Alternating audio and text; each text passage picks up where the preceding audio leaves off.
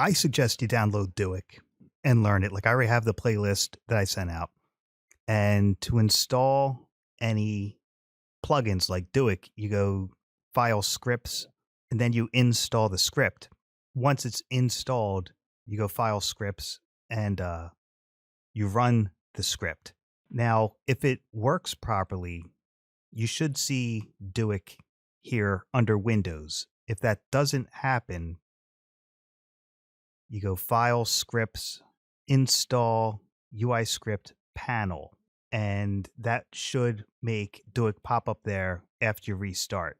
And then you'll be able to rearrange your windows. Now, when I'm doing character rigging, I keep my timeline over here because let me unshy this. This is a lot of layers for your character.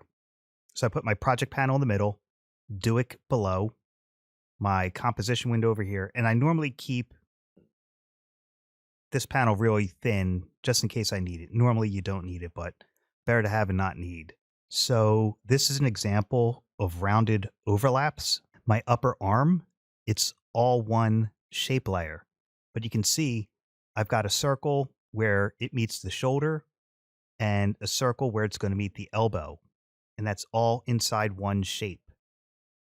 I did the same thing for the lower arm, and this one's tapered.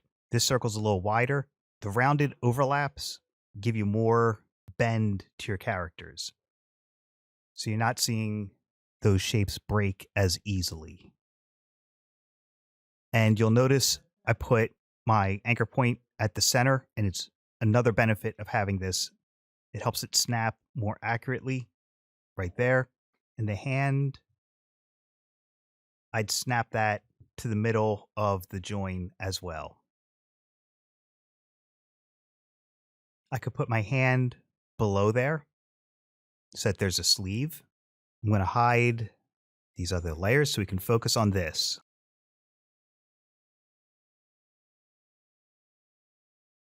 So I selected these three shapes inside that one shape layer and hit Command G to group, enter to rename it. So I've got that selected inside my contents of that shape layer. I'm going to hit Command D to name it. So I duplicated that group inside that upper arm, and I named one fill and one stroke. The fill, I'm going to give it no stroke. So it's just a solid fill. And the stroke, I'm going to give it just a stroke with no fill. And this is what we're left with. I don't want this big mess showing all of this stuff. So if I, with my selection arrow,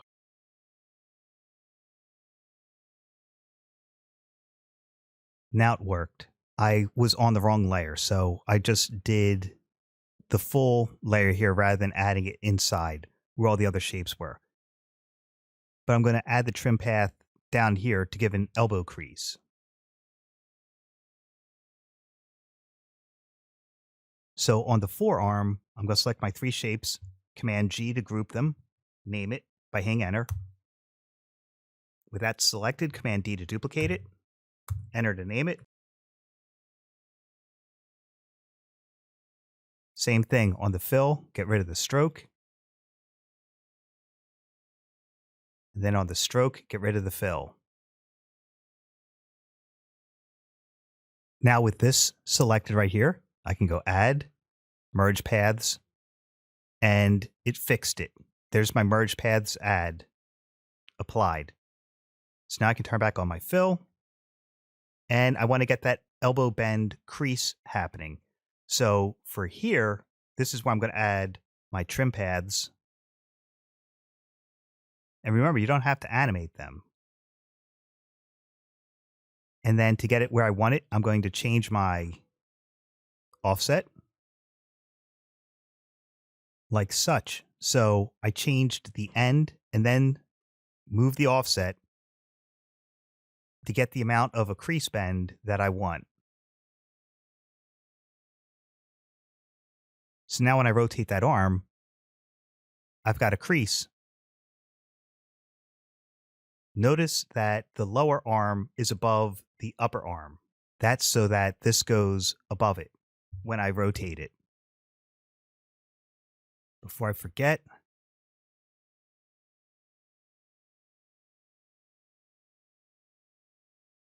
I'm going to parent the hand to the lower arm. And the lower arm is parented to the upper arm.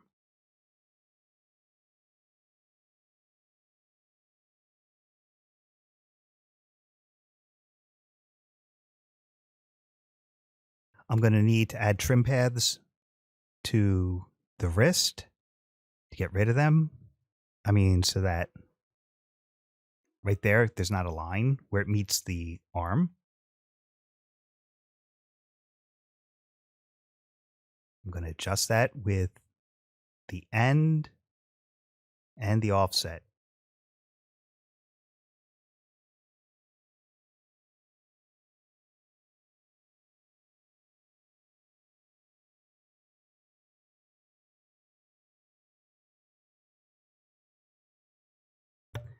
I'm going to get rid of this part of the stroke with a trim path.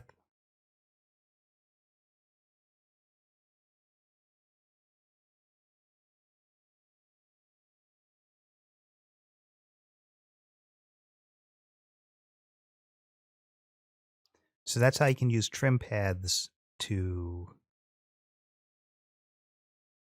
get creases and bends.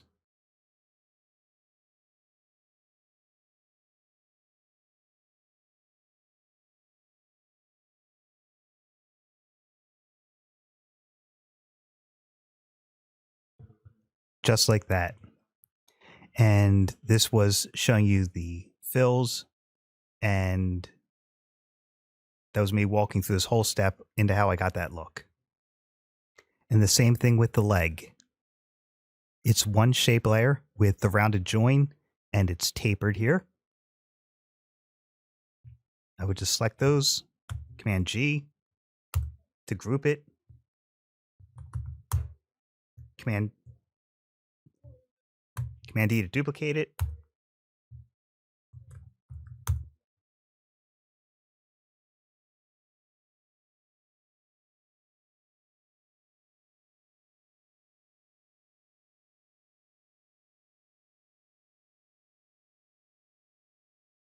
So on the fill, you remove the stroke. On the stroke, you remove the fill.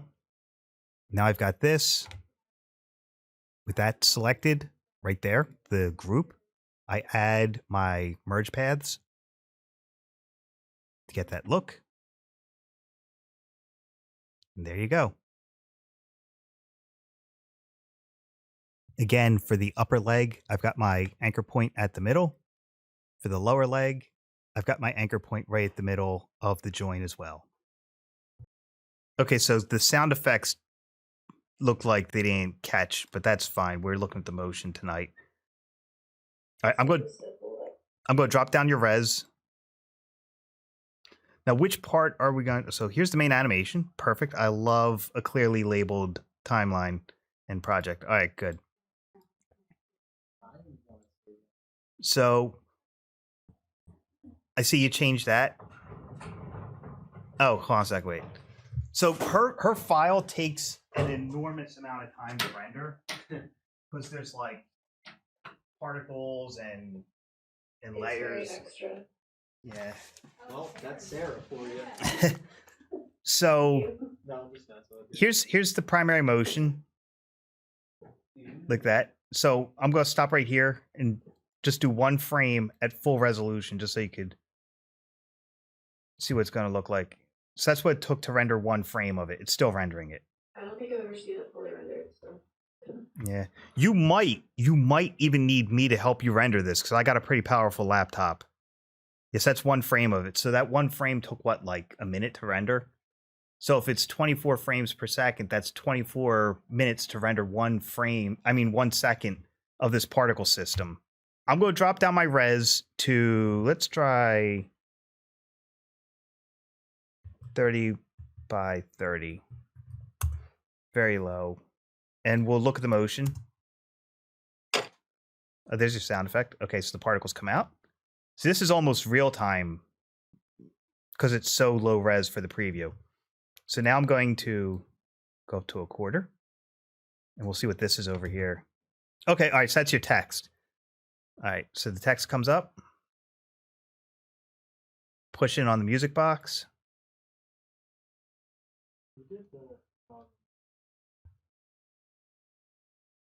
Okay, now, is there a transition here? I forget.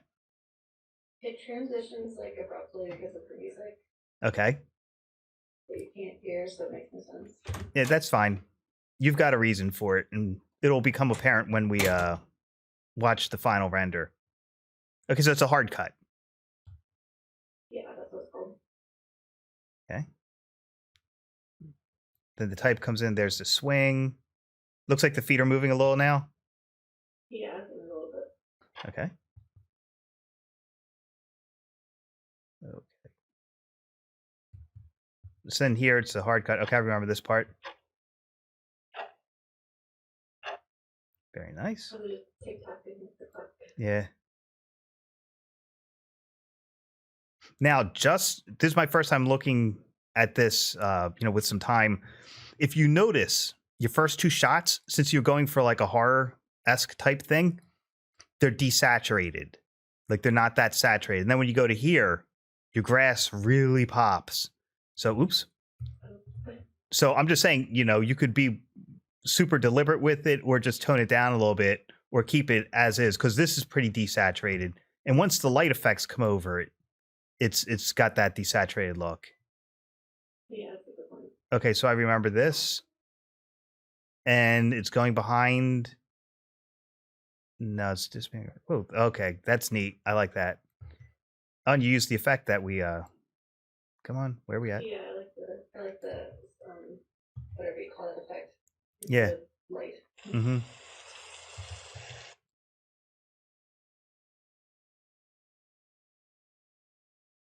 And what you could do, just be careful right here once it leaves the window.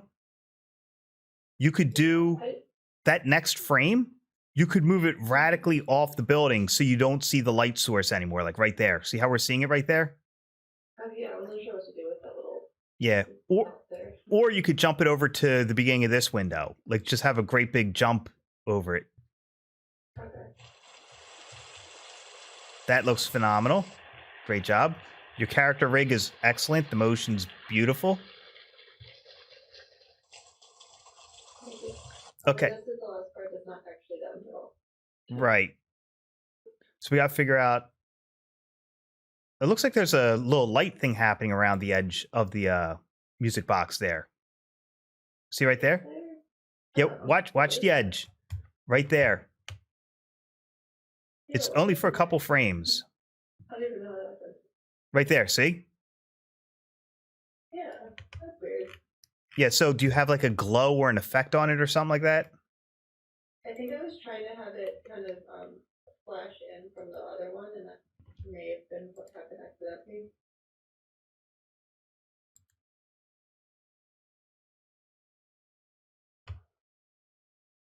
So I'm just guessing at what layer it might be because, believe it or not, I didn't. Here we go. So if I hit you, there's no keyframes. Oh, that's music. That's a sound. Yeah, That's a sound. Yeah. Why am I? The weird thing is I should be able to see what layer this is. Scene 6, music box. All right, it's right here. Okay, so if I open this one up, and I'm just going to hit U to pull up all your keyframes. And it looks like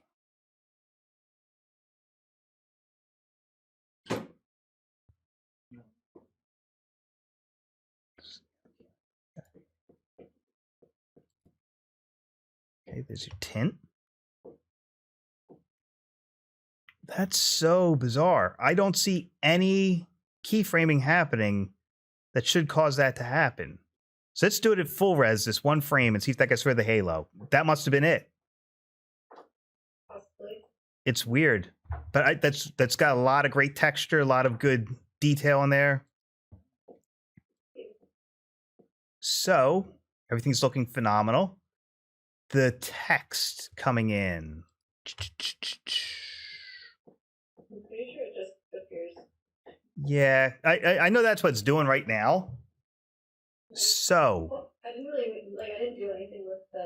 It was supposed to be the title at the end, and I was gonna do something like smoky with like the whole thing and like leave away there. But I just didn't get to that point yet. yeah, do the little bars here, do they turn in the video? Yeah, they stop at the end of the Okay. song, so it stops at this point, and it's just background sound effects. The only thing I can think of is what if there is like a lever here with the title attached to it. So once the music stops, it snaps up almost like a Jack in the Box.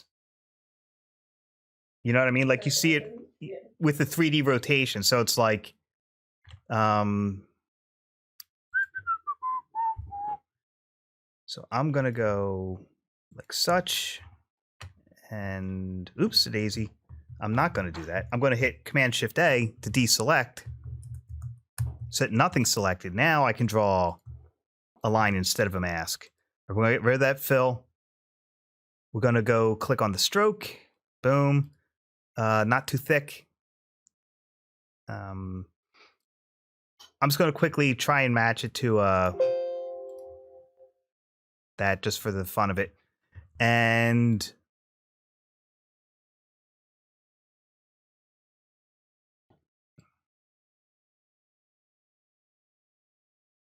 let's have it be the A right there. Okay. So, one sec. I'm going to drag this out. Have a great night. And I'm going to, oops, daisy. Trim this down a little bit. And I'm going to 3D enable both layers like such. I'm going to parent the text. Have a great evening. The text to the, they all said bye to you. Bye guys. See you tomorrow. I'm going to put the gizmo, the anchor point for this. Oh, wait a second.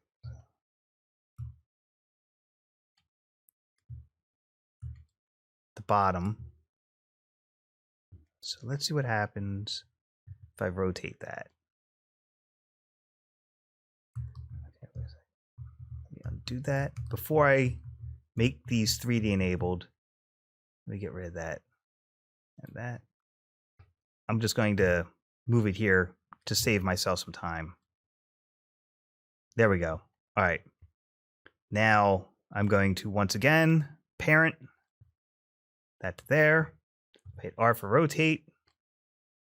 Oops, wrong layer.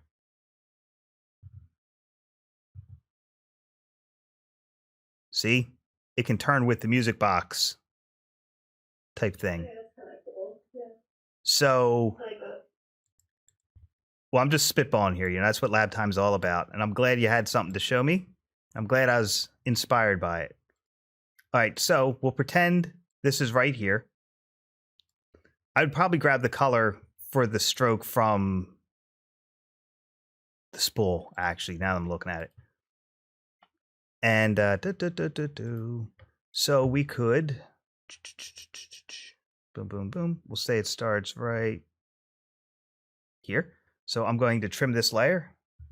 Boom, boom, and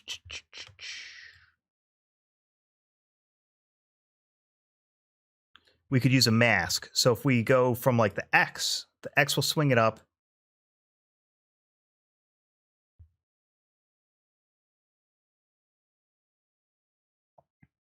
Go that way. Now I'm also going to rotate a little bit there on the Y, but I'm not going to keyframe that. Wait, actually, I probably will have to. 1 second. So if I'm going to do that there, go back to the beginning and make this right there 0.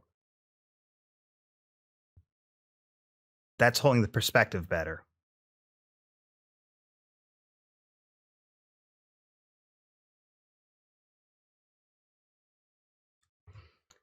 So now we got our motion, everything's parented. all we have to do is... Do I even need to mask it? Let's see if I go forward a frame. Like, what about right here when it's straight on? You can barely see it. So if I get these 2 layers and I trim them, we don't even need to mask it. See what I mean? Yeah, that works. So if you put the text above the stick, you know, then it just sits a little bit better. And then just watch the perspective on that as it's coming up. You know what I mean? Like with the X and the Y. Yeah. So that's one way of bringing in the text, if you like that. Yeah, that's good. And it ties in with the theme of what's going on. You know, you could, like that. Yeah, like you could have it over on this side, over on that side. You know, it's really all you want. Let's see what it looks like. Oops, daisy.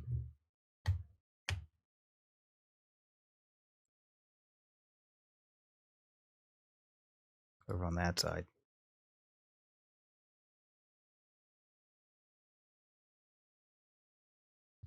Yeah, and I would just change my Y on there.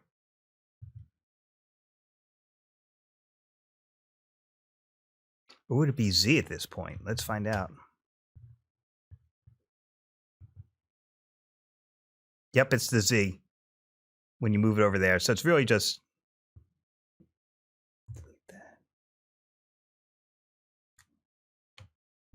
click my Z here. Over a little bit. And then when it's up with the others,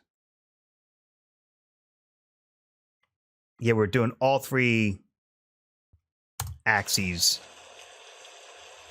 See, like that.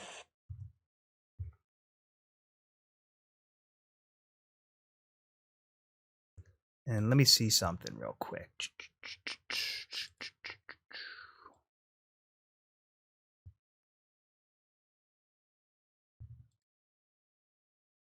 I'm just seeing what this would look like if we try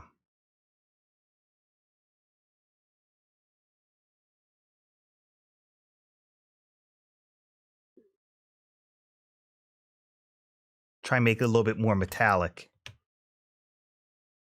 Yeah, I didn't really have anything planned about what it looks like. I just kind of put the word there. Yeah. Let's see. Technique, hard chisel to match the chisel in there.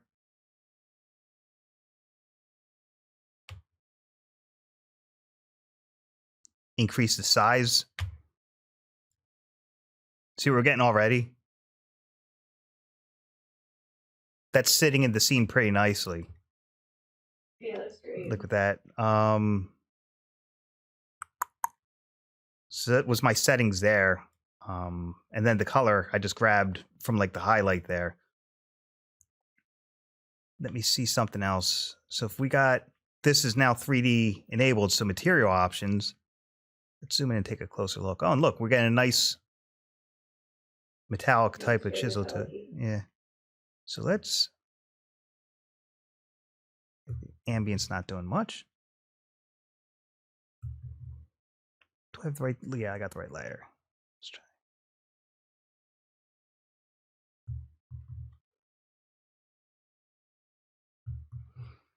So that would be if we had a light in the scene, it'd be seeing the material options better that way. But yeah, that definitely helps because everything else is so textured in it. You know what I mean? Yeah, it meshes very well. Yeah, so obviously you'd have to watch where this joins up. Maybe now looking at it, maybe it should be the gray to help it blend it.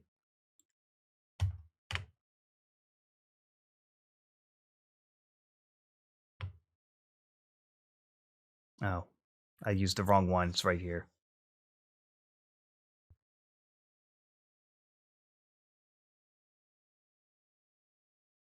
And let's try this. Let's see if we can copy the layer style from here. Paste on here. Yeah, so the bevel and emboss adds a little dimensionality to that. Yeah, that's awesome. So now it's just a matter of, you know what? Just for the fun of it, this is what Lab's all about. Let's try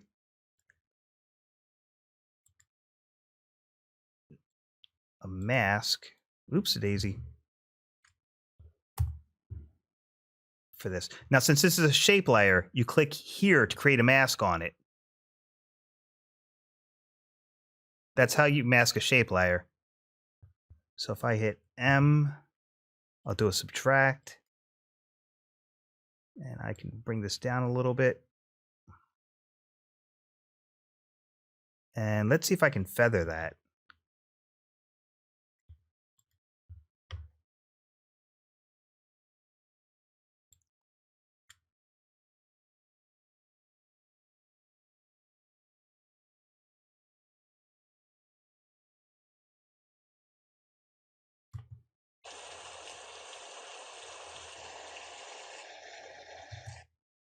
Like that.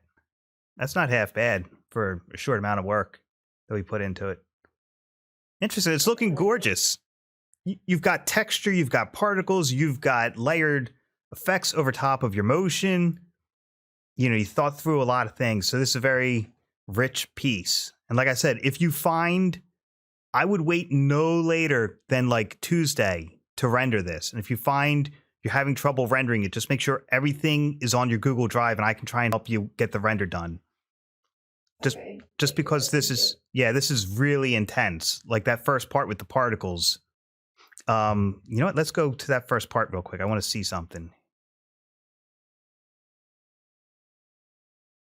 I guess it's this scene right here, scene 1.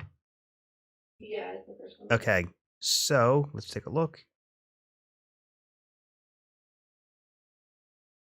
There's your particles, right? I imagine. No, it's not. I think it's actually in the I can't even think of words anymore. Here's your main animation. Yeah. So I remember trying to find it before, and it was like very complicated because I didn't organize it well at first. Here's where they come out.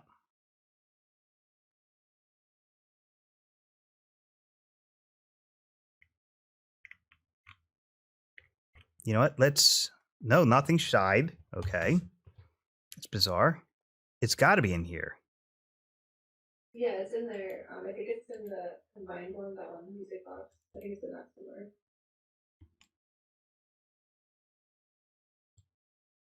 Okay, here we go. You're right. Here's the particles.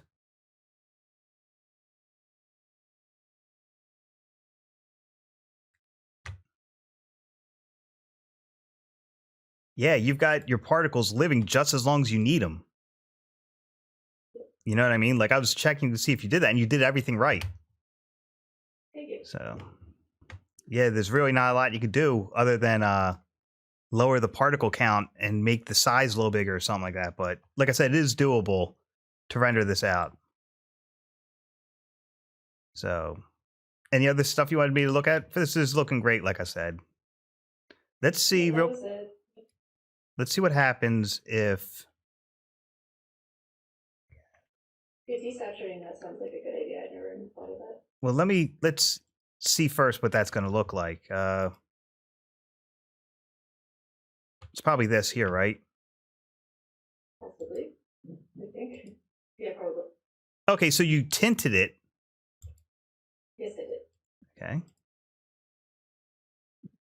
And you did desaturate it. Color, but... Oh, I did. I guess not enough. Now, let me see something. I'm just darkening it up a little bit, just to try something out. Okay.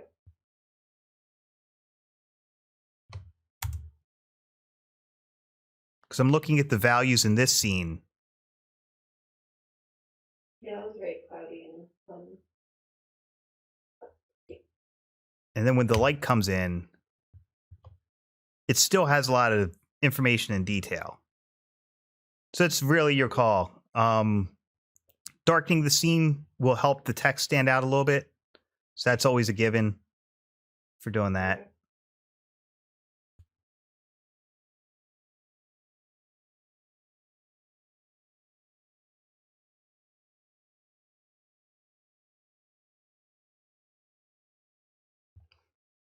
You just might want to think about how bright or colorful those red specks coming across at this point are. Okay. Let's see. So it should be right about here. There it is. So what would happen if I darken that?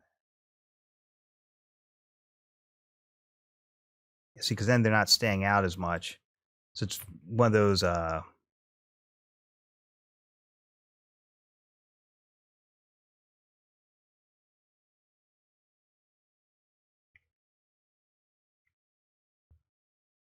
because with red, when you add lightness to it, it turns to pink. So let's see if that's that, and you have it set to a screen. Oh, wait a second. Let's see what it looks like at normal. Okay. It's very dark. Yeah, that's because it's got the black behind it. Okay, so let's try this. I'm not going to make it screen to get rid of that black, okay?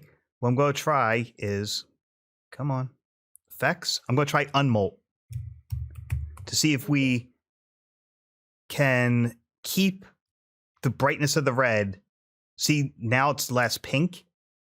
Unmolt automatically removes the black, but now you've got more red than pink because it's not doing a screen. Does that make sense? So now, Yeah, that makes sense. now I could try something like color burn, and that darkened it a little bit. Or I could try That's good. darken, because the unmolt gives us the ability to put a blending mode because we're not using screen. Let's try. No, we don't want luminosity. That's silly. I don't even know why I went there. I think darken might be your best bet if you're doing something like that. And now we could actually try changing the color a little bit because we got the unmolt on it. That's just a little bit, like I said, unmolt, we're able to do a blending mode in addition to the unmolt. So it just changes the look of it. It's a little bit darker and less pink. That makes sense. Good. Yeah. What would happen if I took it a little bit off of the purple spectrum? Let's try that. You're not getting back too much more, but now at least it's looking red again. Very good. Yeah, great job. Yeah, very, very solid work. So when you do upload all your work, just put it in that folder I just sent you because the other folders were invisible to me. All right, so if no one has anything else, I'm going to end this here, and I'll be available to be reached via email over the weekend. Tuesday night will be all lab. Yeah, and like I said, just little by little, like just showing me that little bit tonight was able to push your work, even more so you have one less thing to worry about for next week, Yeah, it was very helpful. Thank you. Yeah, no problem at all. All right, have a great weekend, everyone. Good luck getting everything ready for tomorrow. And Tuesday's not lecture. Tuesday's going to be all lab time. And Thursday, I'm going to swing by the beginning of the student show. And then, we'll do our Zoom crit that night at 6. All right, excellent. All right, have a great night, everybody, and a good weekend. And reach out to me if you have any questions this weekend.